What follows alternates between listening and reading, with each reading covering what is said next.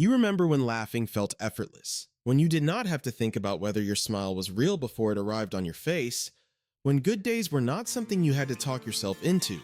They just happened naturally, without effort, without the quiet negotiation that happens now between how you feel and how you present yourself to the world.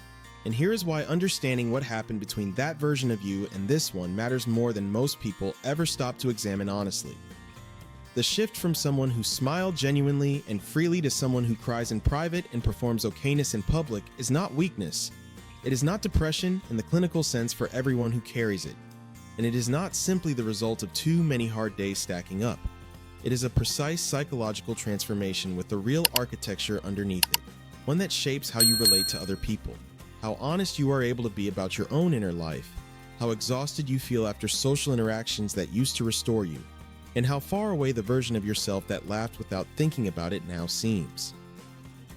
If you have ever sat alone after an evening where everyone thought you were fine, and let something out that you had been carrying all day with nowhere to put it, this is going to explain exactly what that experience is made of, and why it is more common, more documented, and more deeply human than the silence around it would ever suggest. There is a particular way people respond when someone who used to be the light in the room starts going quiet. They say things like, "You used to be so fun. You seem different lately. Is everything okay? You seem off." And the person on the receiving end of those observations does two things almost simultaneously. They reassure and they retreat further. Because the honest answer, that something shifted somewhere inside and they genuinely do not have the language to explain what or when or why, feels too heavy and too uncertain to hand to someone who asks the question casually over coffee. So they say they are tired. They say work has been a lot. They say they are fine and smile in a way that is almost but not quite the old smile, and hope nobody looks closely enough to notice the difference. What almost never gets said in that moment is this: the person who once smiled without thinking and now cries without warning is not falling apart. They are not becoming someone lesser than who they were. They are carrying something real that has not yet been named, and the silence around it is not making it smaller. It is making it heavier. What we are actually talking about is one of the most quietly universal psychological experiences that researchers in emotional psychology, grief science, and identity development have documented across decades of clinical work, and one that almost never gets explained in a way that reaches the people living inside it. The psychology of people who once smiled freely and now cry alone is not simply about sadness. It is about the experience of losing contact with a version of yourself that felt natural and real, and the specific psychological and neurological processes that make that loss so difficult to articulate to anyone who has not felt it themselves. There is far more happening inside this experience than most people ever name. And the people carrying it have almost always been carrying it longer and more silently than anyone around them realizes. Research in affective neuroscience, the scientific study of how emotions are generated, regulated, and experienced in the brain, has identified something called hedonic adaptation, a process by which the brain adjusts its baseline emotional response to life circumstances over time. Under ordinary conditions, this process works in both directions, helping people recover from pain and return to equilibrium, and preventing permanent euphoria from good fortune. But research from psychologists, including Ed Diener at the University of Illinois, found that certain categories of loss, specifically the loss of meaning, consistent connection, and identity continuity, can shift a person's hedonic baseline in ways that do not automatically self-correct over time. The brain recalibrates around the new emotional environment, and the result is not dramatic breakdown.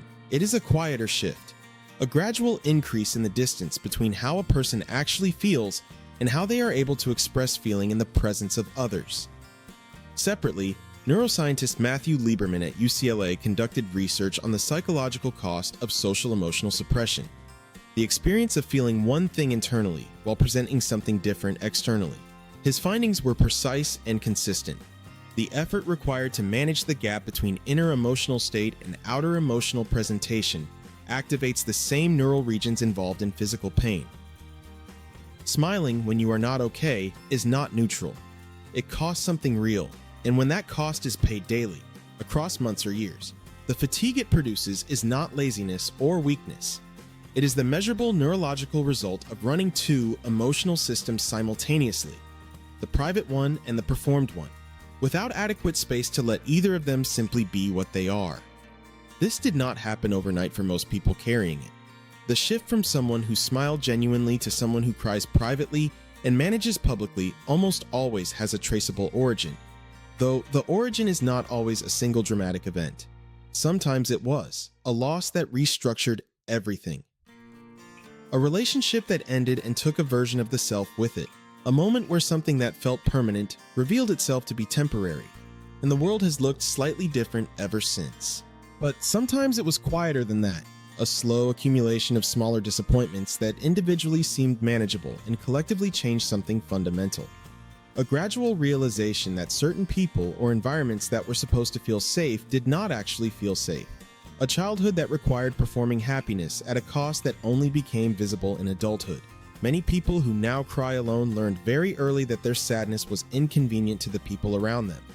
That being visibly okay made them easier to be around. That need and grief and confusion were things to be processed privately rather than shared, because sharing them produced either discomfort or dismissal. The nervous system recorded that lesson with the same precision it records every significant lesson about how the world works. And it built a habit: contain, perform, release only when alone. This deserves to be said directly and without any qualification. There is no correct way to grieve the distance from a former self. There is no right timeline for how long a person should carry something before it lifts. Some people move through significant emotional loss quickly and without visible residue. Others carry it for years in ways that do not announce themselves to anyone watching from the outside. Neither response is superior. Neither is evidence of greater strength or greater damage. Different people, shaped by different emotional histories and different relationships with vulnerability and expression, process internal change at entirely different speeds and in entirely different ways. The person who cries alone is not doing something wrong. They are doing the only thing their particular wiring and history have equipped them to do in the current moment. Here is the counterintuitive layer that most people in this experience never reach. The people who now cry alone were almost always, at some earlier point, genuinely exceptional at holding space for other people's pain. The ones who smiled most freely were frequently the ones who paid the most careful attention to how other people were feeling in a room. They were the ones who noticed when someone else went quiet, who said the right thing without being asked, who made other people feel seen without needing anything visible in return. The painful paradox is this: the very quality that made their warmth so real and so generous, the deep attunement to emotional atmosphere, is the same quality that made their own shifting emotional landscape so difficult to explain to anyone else. They could feel everything clearly. They just could not hand it to anyone without it feeling like too much to ask.